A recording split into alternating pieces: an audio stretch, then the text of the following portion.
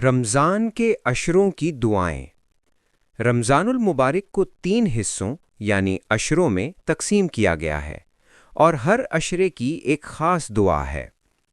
پہلا عشرہ رحمت کا ہوتا ہے جو کہ رمضان المبارک کے پہلے 10 دن ہوتے ہیں۔ پہلے عشرے کی دعا یہ ہے: رب اغفر ورحم وانت خیر الراحمین۔ ترجمہ: اے میرے رب، مجھے بخش دے اور مجھ پر رحم فرما، اور تو سب سے بہتر رحم فرمانے والا ہے۔